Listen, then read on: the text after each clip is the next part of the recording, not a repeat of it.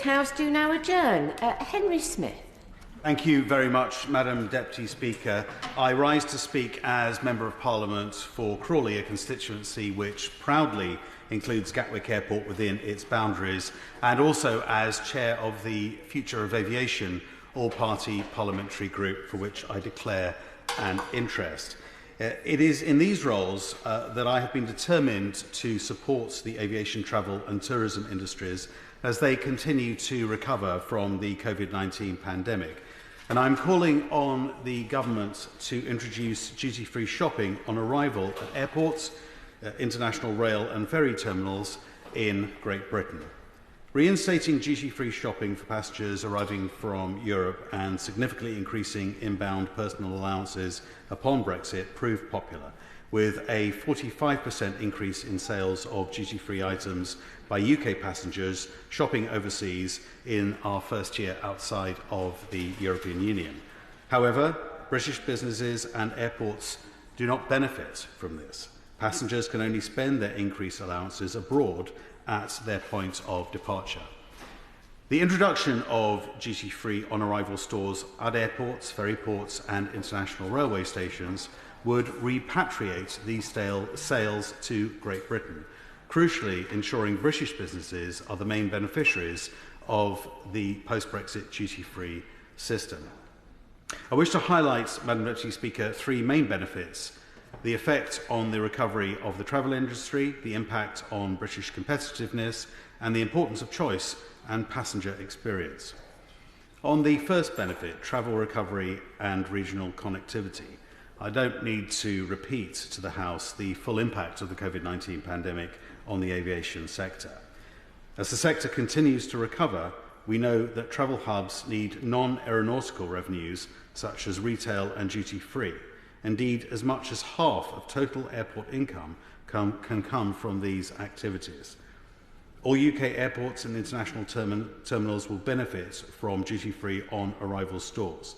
The creation of new retail areas at UK airports would trigger significant capital expenditure for building works as infrastructure is adapted to take advantage of this new opportunity, resulting in further economic investment, including creating construction jobs for the duration of these projects. The increase in sales can be reinvested into new routes, improving passenger numbers and attracting more visitors, making London and regional hubs across this country more competitive with rival cities such as Paris, Milan and Barcelona, for example.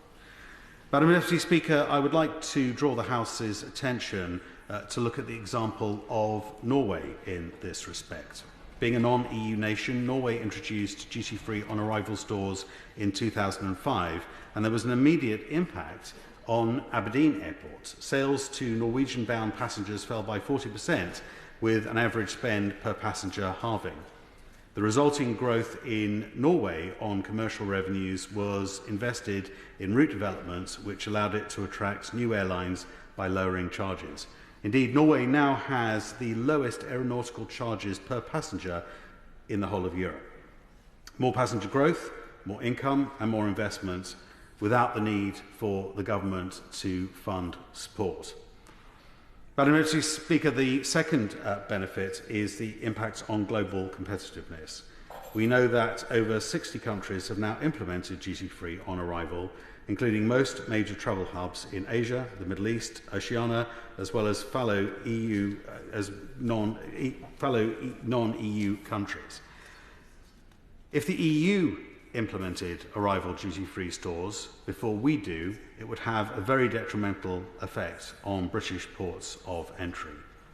European Travel Retail Confederation modelling predicts arrival duty-free GVA boosts for Spain would be some €300 million, for Italy €190 million, and France €580 million.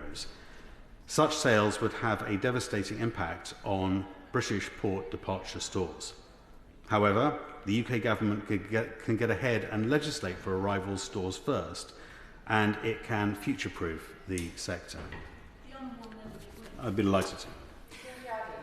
I thank the honourable member for giving me, and I completely agree with the argument he's making. My own local airport, Edinburgh Airport, would benefit greatly from duty-free arrivals. Not least because, like quite a few international airports, you have to go through the duty-free area, the shopping area, to get out of the airport. So there might not, even in some cases, be the need for capital investment. But it would also, having experienced this in Australia, it's very tempting when you arrive in a duty-free area not to buy duty-free. So there would be a huge incentive for people coming to this country to buy duty-free on arrival and benefit the local economies. Well, I'm grateful to the Honourable Lady for that intervention, and she is exactly right. I've experienced similar examples when I've travelled to Australia, to countries closer like Switzerland, and the boost that gives to those local economies is really quite significant. But what I would say, Madam Deputy Speaker, is in this country we need to act quickly because such a plan for arrivals duty-free is under active consideration by the European Commission as part of the Directorate General for Taxation and Customs Union review into travel and tourism taxation. Introducing arrivals duty-free would be the only way that we would be able to level that field. The third benefit I would suggest, Madam Deputy Speaker, is greater choice and passenger convenience. The modern passenger has come to expect the retail element of the travel experience. Duty-free purchases on arrival will contribute to a more seamless travelling experience. Arrival shops are a separate market in competition with departure duty-free sales from airports abroad. The lack of arrivals duty-free is placing us at a competitive disadvantage. It is not only convenient but popular too. Polling commissioned in 2022 found that 45% of travellers regard carrying duty-free items back to the UK on their flights as an inconvenience. And polling conducted at several UK airports last year found that in many areas, including my own Gatwick Airport, that 2/3 of people would support the government introducing such stores.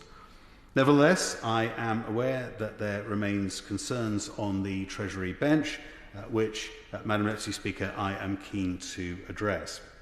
The first concern, I suspect, from His Majesty's Treasury are revenue implications for the Exchequer. But research from York Aviation predicts such stores will result in additional sales of £100 million each year. Increased spend per passenger of between 20 and 30% is also anticipated.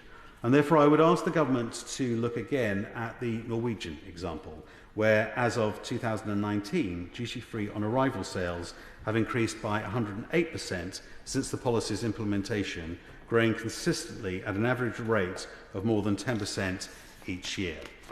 In this scenario, the additional loss of excise duties to HM Treasury is quickly offset by other forms of taxation, in addition to new jobs.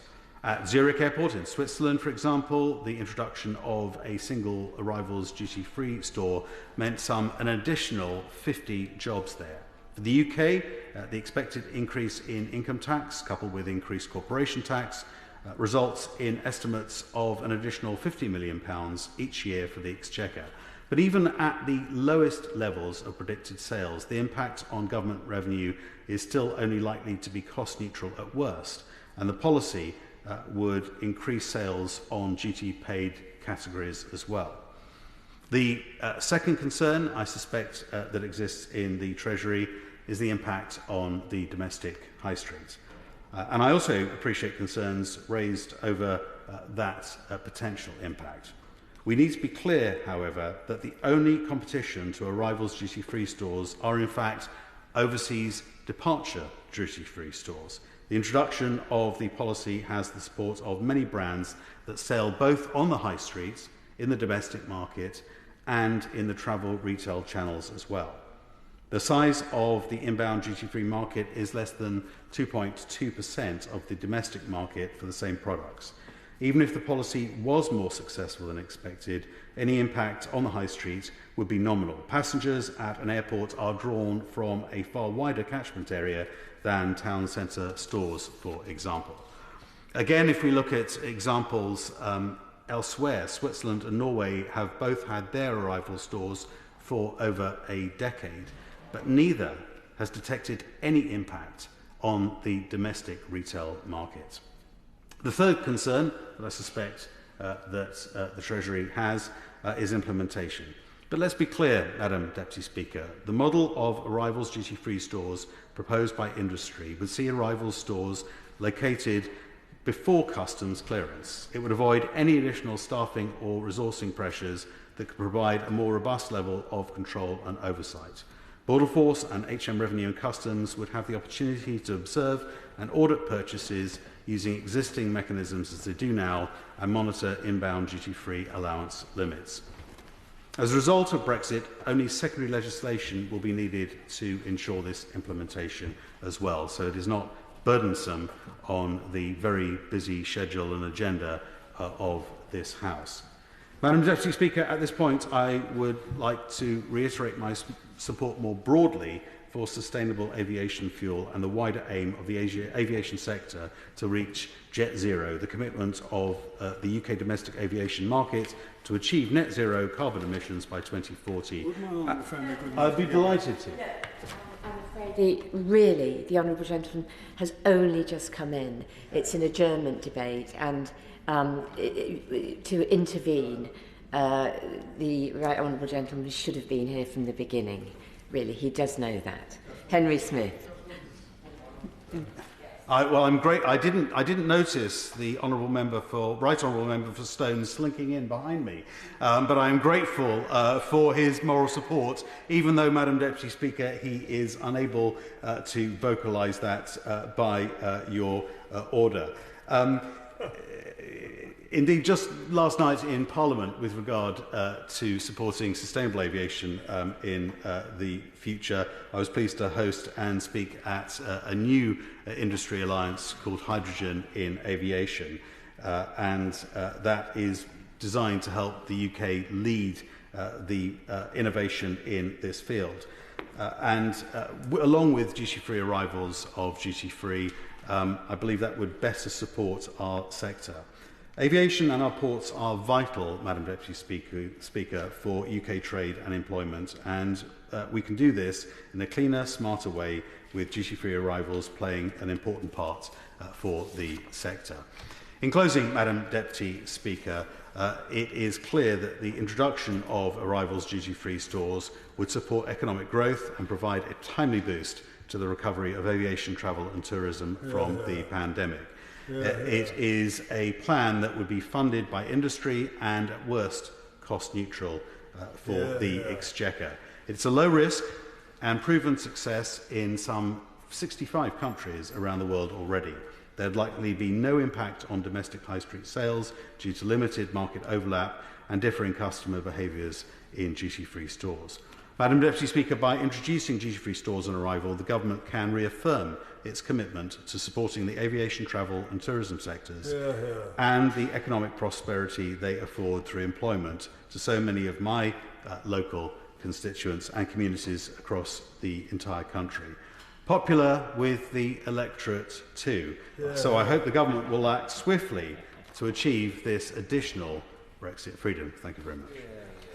Minister Victoria Eck. Thank you, Madam Deputy Speaker. And firstly, may I start by congratulating my honourable friend for securing tonight's important debate. I know that he brings so much experience and expertise into this chamber on this issue, and particularly through not just his chairmanship of the APPG, but also, of course, as the Member of Parliament for Gatwick. So I thank him very much for that. Just because I'm conscious that people outside the chamber may be watching this, I think what we're discussing today is duty on the sale of alcohol and tobacco, which ordinarily would attract UK excise duty and VAT, and my honourable friend advocates for the removal of that duty and VAT to passengers who have entered Great Britain from outside the UK before they have reached custom-controlled entry points. If I may, I'm just going to give some background on the government's duty-free policy, because I do think this is an important part of the overall picture. In January 2021, the government extended duty-free sales to EU-bound passengers for the first time in over 20 years. This was a significant boost to airports and international rail terminals in Great Britain. That change meant that passengers travelling from the UK to the EU were able to purchase duty-free goods once they have passed security controls at ports, airports and train stations on international routes. They also became able to purchase duty-free goods on board international transport routes from Great Britain. And we understand actually some of the customers that my honourable friend has referred to in his speech. We do understand also that customers find it convenient to buy their products during the flight or to order in advance and pick them up at the end. And we are pleased that this change in policy has been a boost for UK travel hubs. And indeed I watch with interest, close interest, to ensure that those tax savings brought about by this Conservative government are in fact passed on to consumers, because that is important. And I do hope that retailers watching this will note the Minister's interest that they do the right thing and ensure that those savings are passed on. When we made those changes in 2021, we said that we were not considering a similar policy for rivals, and there were several reasons for that. First of all, as my honourable friend has identified, there were serious concerns about the impact on shops within the UK, whether in the high street or even closer to an airport. Duty-free on departure encourages purchases in the UK that might otherwise be made abroad. And that case is less clear-cut when allowing customers to buy goods duty-free on arrival, which could create an unfair playing field for the domestic duty-paid retailers working either in the confines of the airport or station or beyond it. And I'm thinking, the Honourable Lady opposite mentioned her local airport of Edinburgh.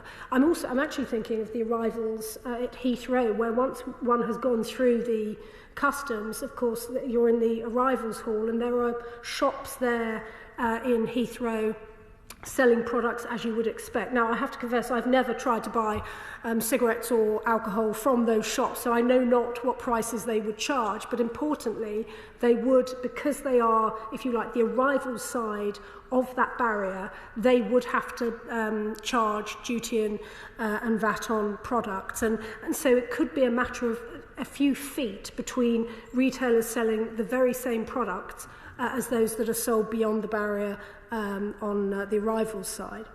Secondly, we'd have to consider the need for adequate infrastructure and resourcing by the publicly funded border force to combat fraud, to ensure compliance requirements, and to enforce any charge at all entry points. And in a moment, I'm going to go into some of the duties that border force have at the airport. But we must please remember the enormous responsibility on those officers to travel hubs, the range of offences and activities they have to be alert to.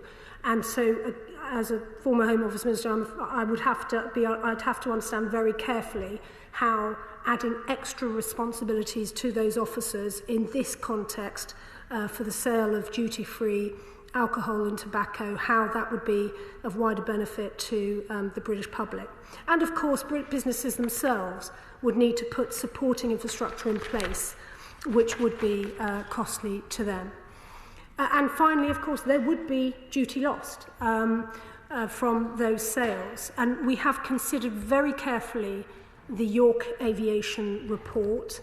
My officials have briefed me on it, and we consider the report, we appreciate the effort that has gone into it, but we do consider that the report falls into error in overstating the size of any additional economic activity from the proposal. What that means is we remain to be convinced that such a change in VAT and duty policy would lead to such a rise in sales of those products that would in turn support the creation of many, many new jobs across the economy. Of course, please. On that point, I'm very grateful to the Minister for giving way. Would the Treasury Ministers be willing to meet with industry representatives to really discuss some of these concerns that she is expressing of the impact of such a policy change? Because I believe with such dialogue, actually we could probably find a solution that would alleviate fears across the board. I'm very, very happy to meet my honourable friend and representatives, but I must temper expectations in that for a change to be made of this nature, the economic case for the entire UK economy would have to be very, very strongly made. He will appreciate I receive many suggestions, very, very well-intentioned and suggestions as to how VAT law can be removed, or VAT and other forms of tax can be removed from products, particularly VAT. Indeed, we've had, I think we're up to £50 billion worth of suggestions since we regained our freedoms from leaving the EU. So we have to be very, very clear as to the economic benefits, but always very happy to meet my honourable friend. The report also it does deal with this issue of jobs, and again we remain to be convinced that if jobs were to be created, that would be in addition to the jobs that are already in place in the high street selling alcohol and tobacco with duty and VAT charged as it is obliged to be charged on the UK high street. And so we don't, I'm afraid, accept the report's conclusions. But if I may, I'll just give a little bit more detail to my honourable friend about the broad objectives as well behind duty-free on arrivals. First of all, we are very conscious that the duties we charge on alcohol and tobacco serve not just an economic purpose, but also a critical public health objective, which is trying to persuade people to stop smoking or smoke far less, and to have a healthy relationship with alcohol. And indeed, my honourable friend will know the very sensible changes that have been made to the alcohol duty regime in the most recent finance bill to enable those higher strengths of alcohol to be treated differently from products that have a lower alcohol content. And that has been because I think we all acknowledge that trying to reflecting the strength of alcohol in the duty price is a way, we hope, of helping people to make decisions about their health. Our current duty-free on departure policies strike a balance between those objectives and supporting international travel, but we would really have to consider very carefully whether duty-free on arrival would maintain that balance. Secondly, we ask whether displacement would occur and whether these losses outweigh any indirect benefits of increased economic activity. Outbound duty-free to EU passengers alone is estimated to cost around £200 million per year, primarily through displacement of duty-paid high street sales to duty-free stores. The Chancellor has been clear that it is vital we continue to act responsibly with the public finances, and so the risk of eroding tax revenues is not one that we will undertake lightly.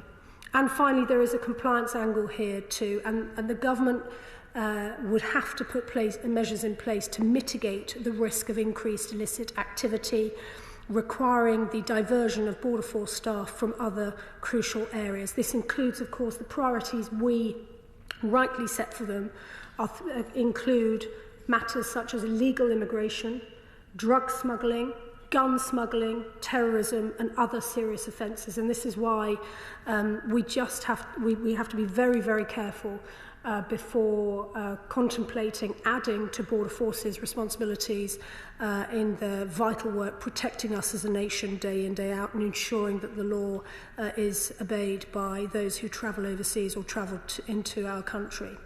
Now, of course, we keep this policy under review, and I'll be very happy to as I say, meet my honourable friend to discuss this further.